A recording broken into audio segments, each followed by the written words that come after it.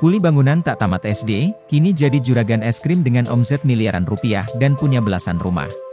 Ada pepatah mengatakan jika hidup bak roda berputar, kadang di bawah kadang di atas. Oleh karena itu, kita tak boleh sombong atau putus asa. Kita tak pernah tahu bagaimana nasib seseorang di masa depan. Seperti kisah Sanawi yang dulunya diselimuti kemiskinan, namun bisa menjadi pengusaha sukses di kemudian hari. Kemiskinan yang melilit Sanawi dan keluarganya, membuatnya harus puas hanya bisa mengenyam pendidikan sampai kelas 1 SD.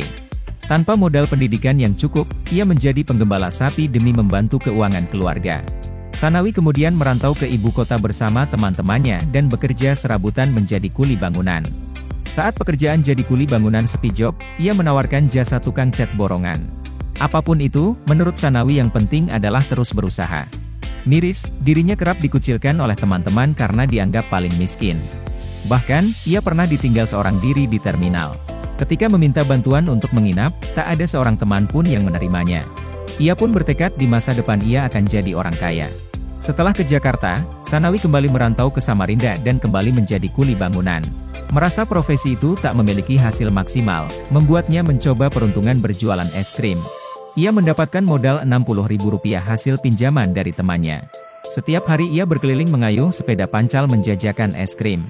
Tak jarang ia diusir oleh orang tua agar anak mereka tak membeli es krimnya karena dianggap lusuh. Penghinaan itu tak membuat semangatnya surut, ia terus tekun dan gigih berjualan. Usahanya menghasilkan Rp150.000 per hari dan lebih besar dari pendapatannya sebagai kuli bangunan. Keuntungannya terus ia sisihkan hingga tabungannya bisa ia gunakan untuk membeli sepeda motor.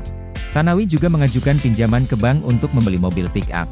Ingin lebih maju dan sukses, ia meminta bantuan anaknya untuk belajar membaca. Sanawi juga berbaur dengan pengusaha es krim yang sudah sukses agar ilmu mereka bisa tertular padanya.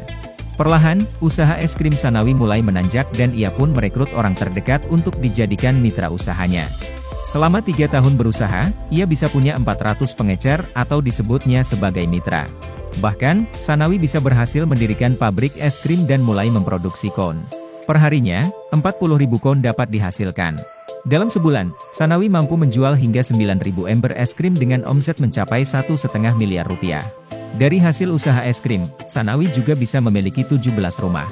Masih belum puas, Sanawi juga menekuni bisnis supermarket, jasa penyewaan kontainer, serta pengolahan ayam beku. Semua usaha tersebut dilabeli dengan nama Vanessa. Vane berasal dari nama anaknya, Sa dari nama depan Sanawi. Tak ingin sukses sendiri, Sanawi kerap memberikan pelatihan dan tips kepada mitra kerjanya agar mereka ikut berkembang. Ia juga terus memantau setiap penjualan dan perkembangan usaha mereka.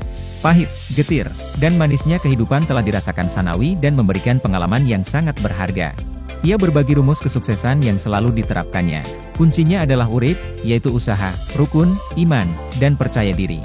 Ia juga meyakinkan bahwa, setiap usaha keras yang dilakukan, tak akan mengkhianati hasilnya di kemudian hari.